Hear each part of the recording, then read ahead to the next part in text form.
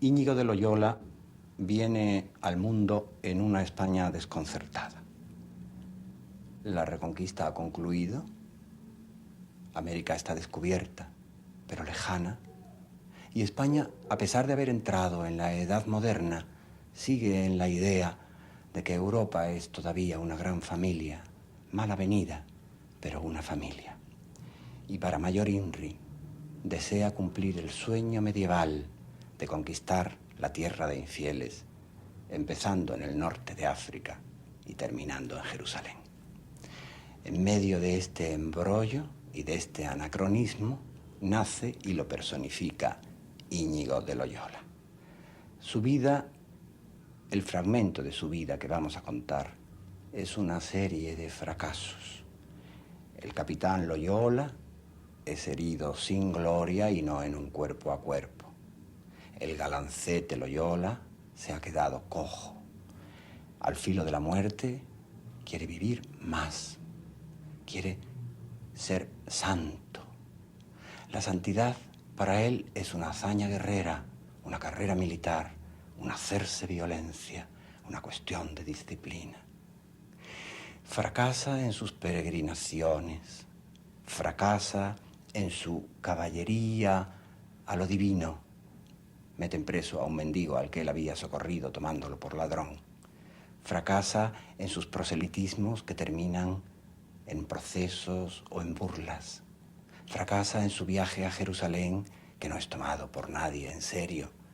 Le fracasa hasta el cuerpo, que no le alcanza ya en las penitencias de Manresa. Íñigo es solo un estudiante revoltoso y tardío que nunca llega a nada. Y de esa agotadora sucesión de fracasos, inesperadamente brota la obra por la que es y será famoso. La fundación de un cuerpo militar dispuesto excelentemente a combatir por Dios. Un ejército al que se les llamó los genízaros del Papa. Pero la historia de la Compañía de Jesús es otra historia. Ahora vamos a ver a Íñigo, no a Ignacio de Loyola todavía. Y lo vamos a ver antes de que abandone el paisaje español. Y vamos también a ver que los caminos de Dios, si es que los tiene, son imprevisibles y sus juicios inescrutables.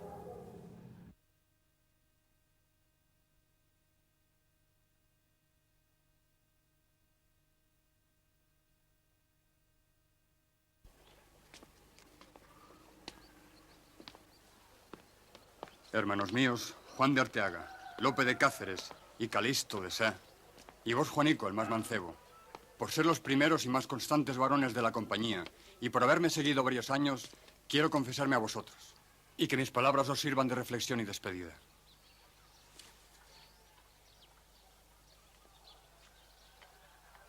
Nos hemos propuesto ser como trompetas de Jesucristo y vestirnos por su amor y reverencia la misma vestidura y librea de nuestro Señor.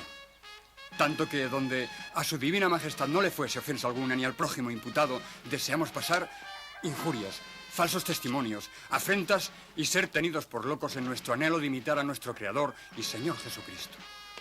Y por esa razón yo quiero hacer ante vosotros recuento de mi vida como escarmiento y lección. Porque sabed que yo, que me impuse a cometer por Dios las más grandes hazañas, he sido anonadado en mi soberbia, y ningún hombre fue, con tanta frecuencia como yo, visitado por el fracaso. Si cada criatura cumple su vía crucis para encontrarse con su Criador, después de examinarme deduzco que el mío es el del continuo descalabro. Y así lo adoro como su voluntad. De ahí que intente participar con vosotros, testigos de algunas experiencias, mis ejemplares torpezas y los reveses por los que la divina mano me condujo. Nunca acaso como en mí ha escrito Dios derecho con renglones torcidos. Por siempre sea alabado. Sabed que perteneciendo a una familia de soldados, hasta la madurez de los 30 años no había hecho otra cosa que instrucción y torneos y esgrima de salones y tontadas. Y ya me ardía el corazón en ansias de que fuese pregonado mi nombre. Por eso, y no por heroísmo, Me opuse a que se entregara a los franceses la ciudadela de Pamplona, como mis compañeros de armas se acordaron. Grave locura que costó muchas vidas.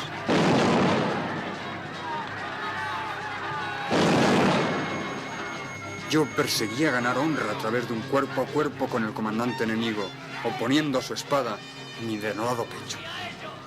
De nada valieron ni mis aspiraciones ni mi pecho.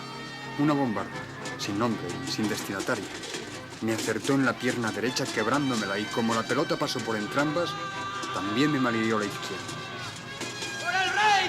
¡Por Navarra! ¡Ya! ¡Ya!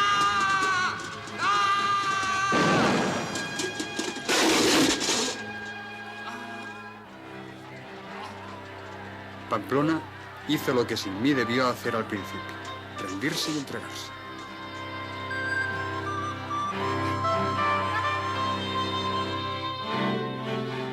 Lleváronme a mi casa de Loyola, desconcertando en el camino los huesos ya medio concertados. Los cirujanos me sometieron en vivo, y a punto de no estarlo, a otra matanza, que soporté en silencio, apretados los puños con tal de no quedar inválido para las armas. Pero cuando los huesos se soldaron, quedó uno encabalgado sobre otro, dejándome una pierna más corta y sobresaliendo feamente bajo la rodilla. Yo, que era aficionado a lucir, pedí que lo cerraran y pasé el mayor dolor que creo que se pueda solo por seguir mostrando las piernas en juegos y sortijas.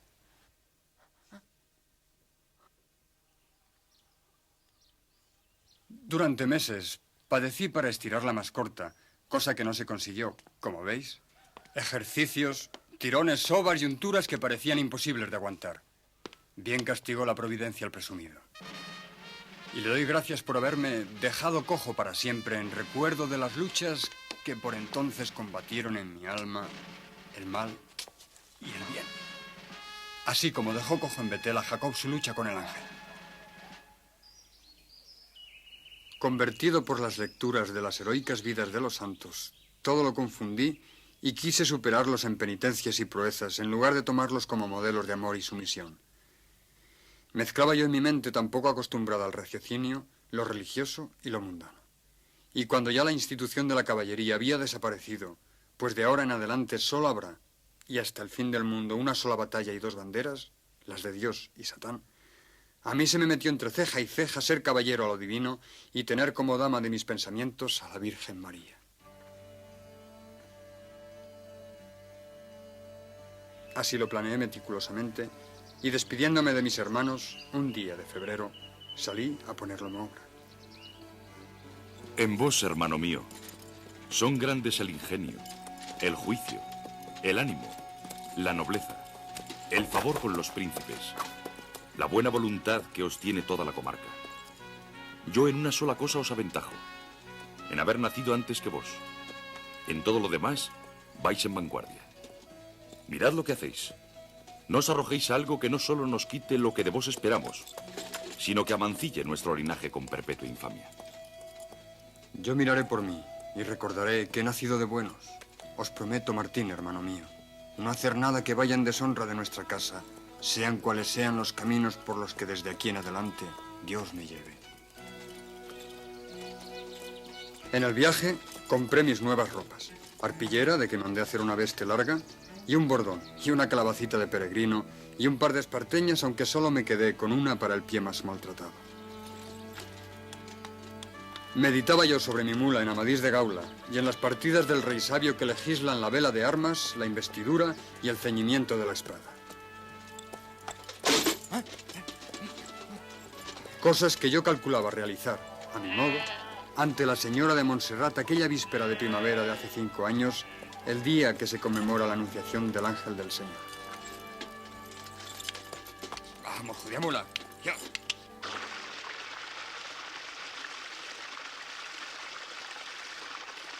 Y por ende mandaron los antiguos que el escudero que fuese de noble linaje, un día antes que reciba caballería, debe tener vigilia. Y desde el mediodía en adelante ha de bañarse y lavar su cabeza con sus manos y echarse en el más apuesto lecho que pudiera haber. Y allí le han de vestir los caballeros de los mejores paños que tuvieren. Y desde que este alimpiamiento hubieren hecho al cuerpo, hanle de hacer otro tanto al alma, pidiéndole a Dios que perdone sus pecados y que le guíe porque haga lo mejor en esa orden de caballería que quiere recibir. En la mano de Dios están la muerte y la vida, para darla y tomarla, y hacer al flaco fuerte y al fuerte flaco. Y durante la noche que dure la vigilia, ha de estar los hinojos hincados mientras lo pudiera sufrir, y si no, en pie, no sentado ni echado. Eterno Señor de todas las cosas, yo hago mi oblación con vuestro favor y ayuda, delante de vuestra infinita bondad y de vuestra Madre gloriosa, y de todos los santos y santas de la corte celestial, que yo quiero y deseo, y es mi determinación deliberada, solo que sea vuestro mayor servicio y alabanza, de imitaros en pasar todas injurias, todo vituperio y toda pobreza, así actual como espiritual, queriéndome vuestra santísima majestad aceptar y recibir en tal estado.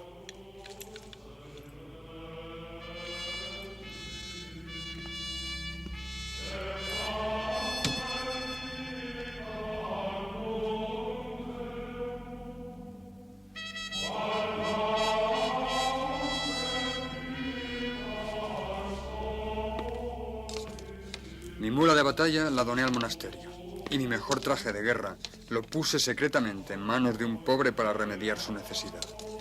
Cumplida esa misericordia, partí hacia Manresa muy consolado y libre.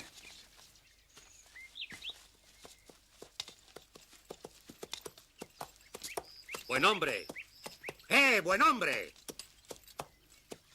Tenemos preso y amarrado a un mendigo que, a pesar de los palos que le damos, no sale de afirmar que unos ricos vestidos que tiene no los robó, sino que se los dieron. ¿Acaso sabéis de esto? Ante el fracaso de mi caridad, derramé las primeras lágrimas de aquel mi nuevo estado que tantas otras habría de costarme. En casi un año que viví en Manresa, recibí grandes pruebas de mi necedad y de la omnipotencia de nuestro Señor, que con ella beneficiaba al prójimo y de ella se valía para ilustrarme a mí mismo como quien tira de la mano a un niño distraído y caprichoso. No tenía yo entonces ningún conocimiento de cosas interiores espirituales.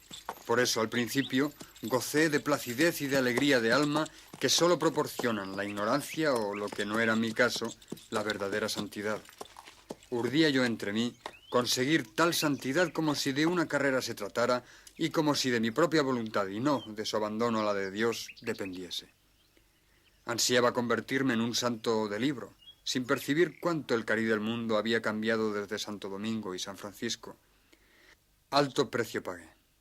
Como en mis años de vano militar había cuidado mucho de mi pelo, que tenía bueno y rubio, lo dejé largo y enmarañado ahora, y crecidas mis uñas hasta adquirir un aspecto que divertía a las buenas gentes cuando pasaba con mi talega de limosnas que luego repartía entre los pobres. ¡Padre Talega! ¡Padre Talega! ¡Ahí va el loco Talega! Me refugié, como los antiguos eremitas, en una cueva que había descubierto, donde satisfacía con mortificaciones el odio que sentía por mí mismo. Con una gruesa piedra me golpeaba el pecho hasta quedarme desollado y sin resuello. Y utilizaba además un cilicio que apretaba contra mi carne. Unas gruesas cadenas con las que me flagelaba.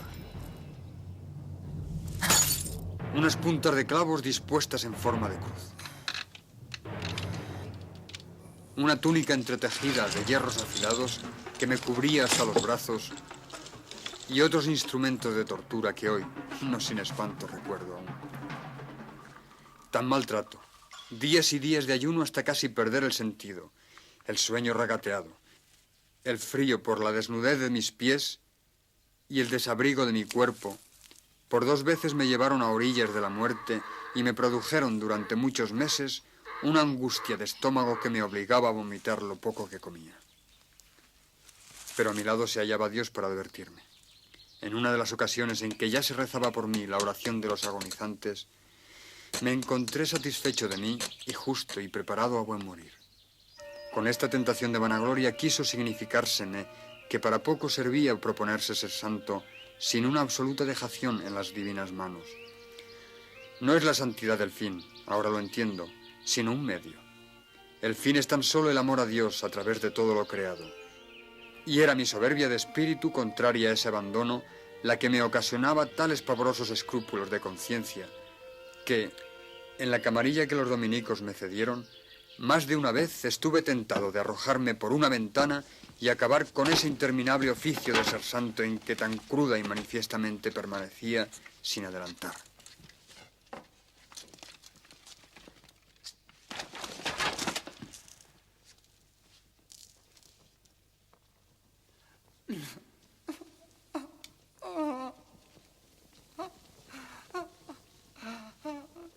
Señor, socórreme. Capitán, óyeme.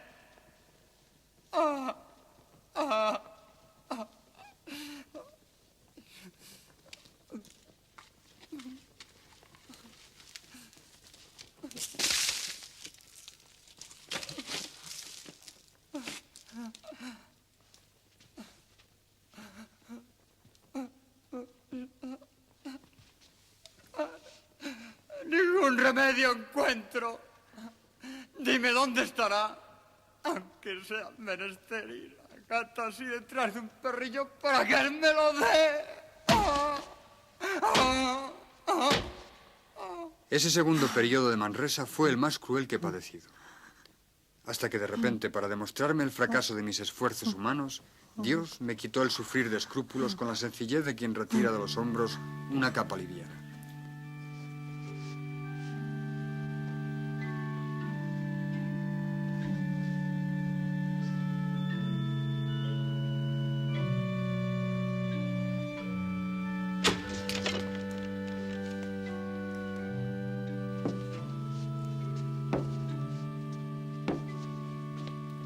Entonces, aquel arsenal de penitencia, decidí ofrecérselo a la Virgen de la Salud, puesto que yo había acabado con la mía, que se venera en Viladordis, como la morena de Montserrat le había ofrecido aquel otro arsenal de desamor. Fue cuando comenzaron mis coloquios con Dios. El recluta ya había realizado sus prácticas iniciales, avanzado en sus adiestramientos, abatido sus resabios egoístas. Mas ni aun así Dios quiso que confiara.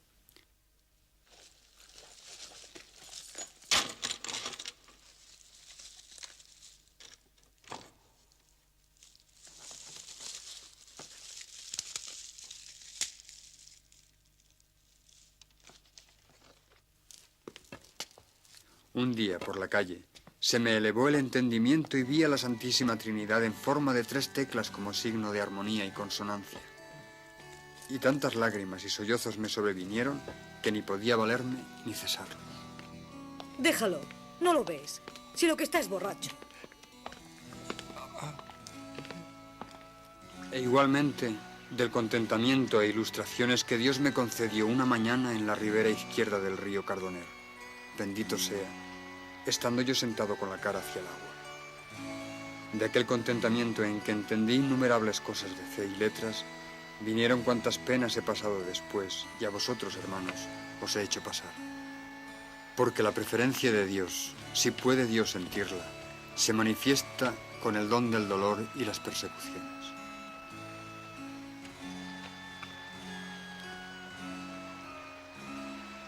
Ya me encontraba, pues, dispuesto a intentar aquello que me había movido a salir de mi casa. Ir a Jerusalén, emprender la conquista de los santos lugares, una misión que España, concluida la reconquista de su suelo, debía rematar. Con las cruzadas, tal había sido el sueño de toda la Edad Media, la sumisión de los infieles. Ignoraba que ahí me esperaba mi principal fracaso, porque los moros y los turcos se nos habían metido dentro de la cristiandad misma y mucha parte de los fieles de Europa ya no lo eran.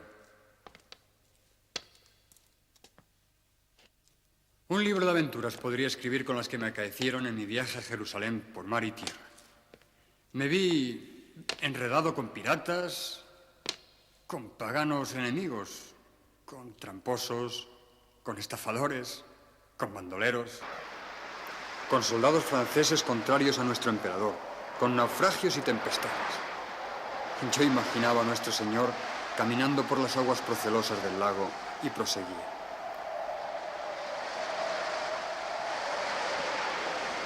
Llegado a Palestina, comuniqué mi firme decisión al padre provincial de los franciscanos. O se va o lo excomulgo. Bulas del Papa tengo para ello. Menudos son los turcos como para que el primero que llegue pretenda convertirlos. Nos echarían a todos. Muy anticuado andáis en lo que hace al modo de creer y de obrar. Volveos a vuestra tierra. Yo obedecí sin entender por qué. Aún no ha menguado mi fervor por aquella tierra santa que resume mi ideal de peregrino eterno. Hoy todavía, que ya no hay peregrinos.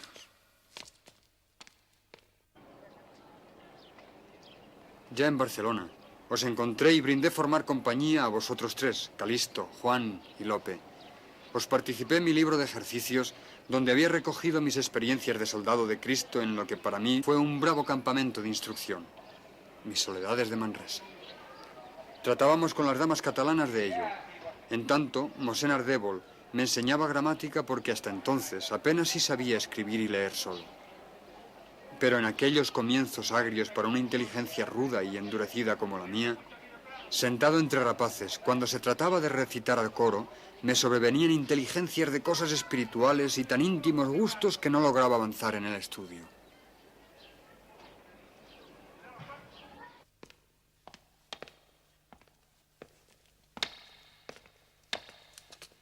Me confieso ante vos, Mosén Ardébol, de padecer tentaciones de iluminación. El demonio no quiere que aprenda ni aproveche vuestras sabias lecciones.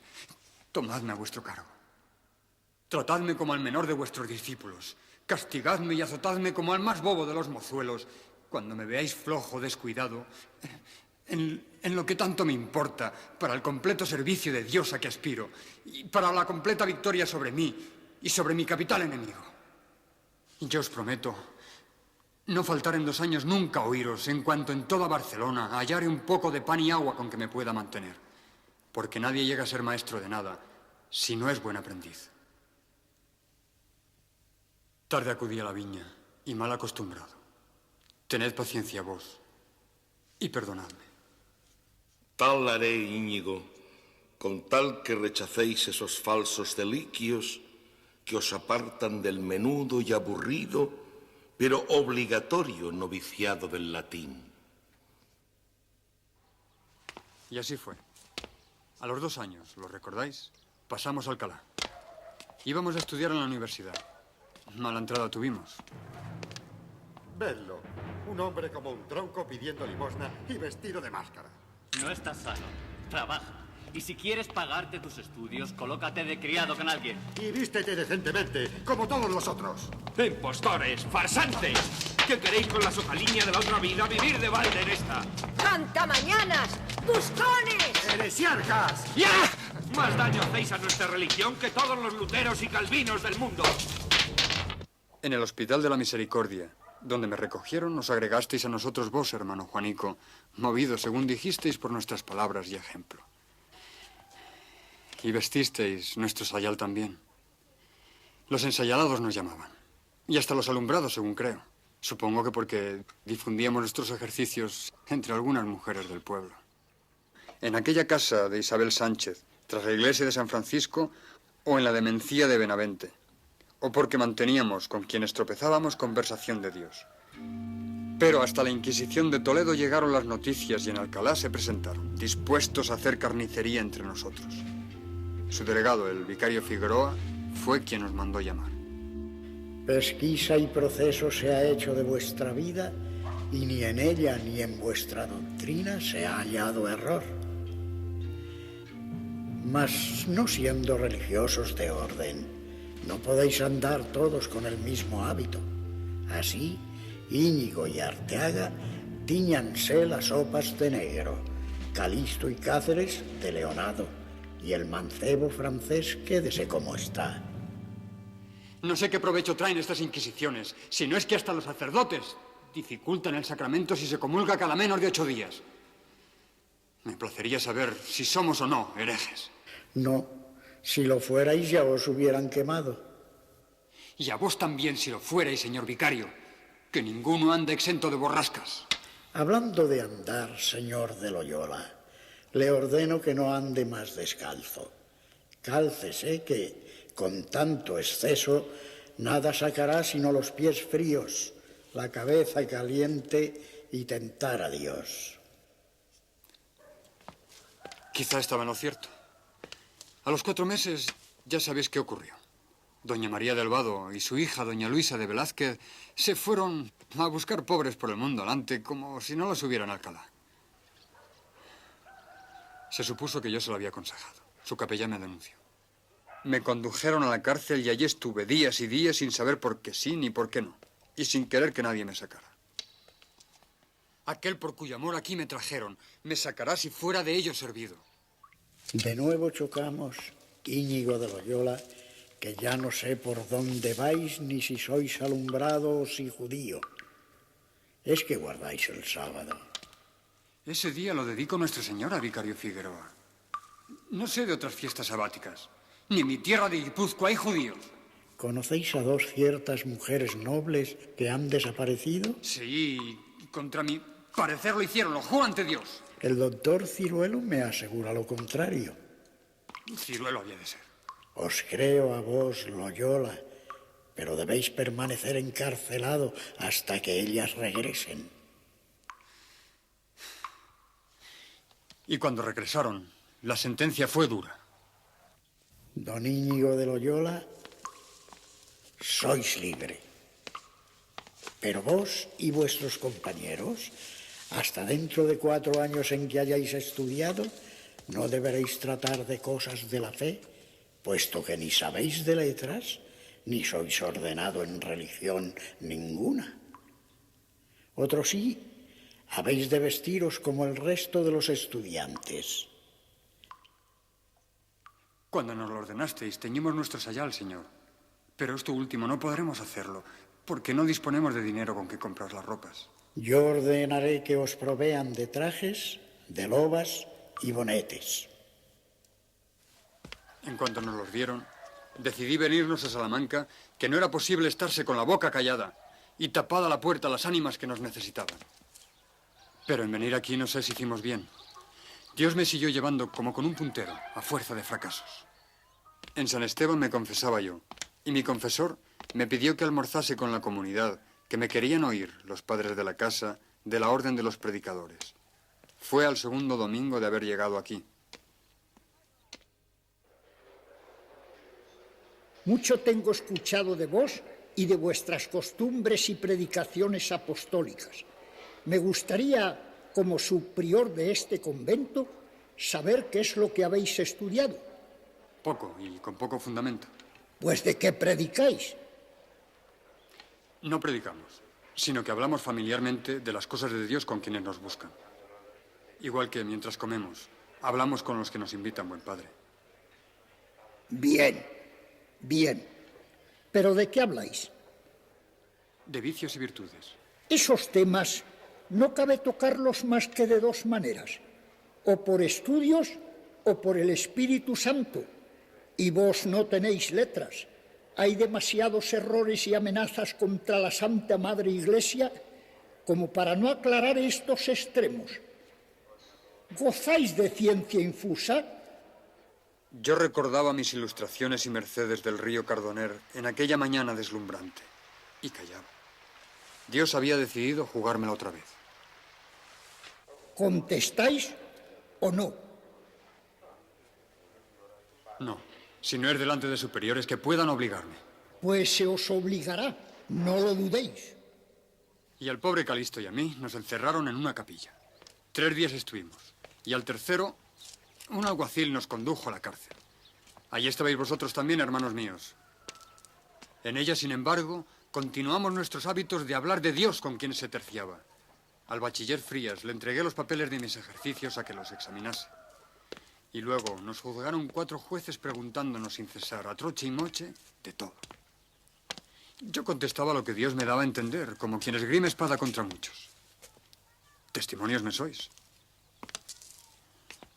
A los 22 días nos convocaron para oír la sentencia. No encontramos error ni en vida ni en doctrina.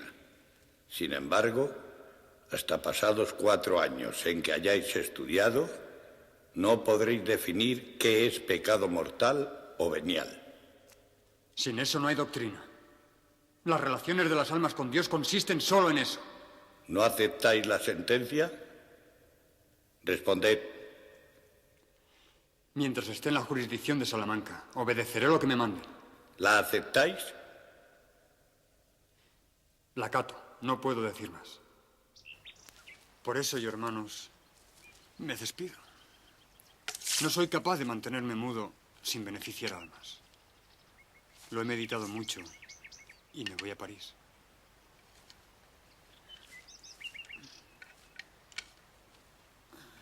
Conozco los obstáculos, la distancia, las guerras. Mi propia miseria me defenderá. Allí tendré que estudiar, puesto que no conozco su idioma, para que me escuchen los franceses.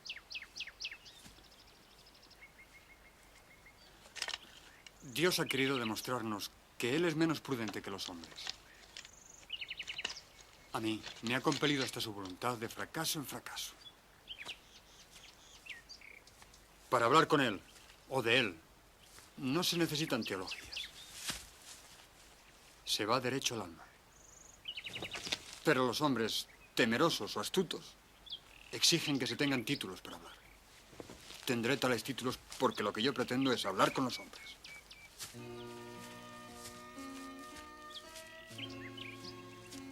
Adiós, hijos y hermanos. Os escribiré desde París. Conseguiré que también vosotros podáis ir estudiando. En otras cosas, no en estas del saber, hemos de ponernos al mundo por montero. Quedad con Dios y quede yo con Él. Aún le quedaban a Íñigo de Loyola, antes de lograr cuanto anhelaba, que era mucho, sufrir pérdidas nuevas. Por ejemplo, su pelo, bueno y rubio, como él dijo, que perdería muy pronto. Y su nombre, que cambiaría devotamente por el de Ignacio. Y en fin, aquellos 4 compañeros a quien se dirigía en Salamanca, que a su alrededor formaron la primera y también fracasada Compañía de Jesús.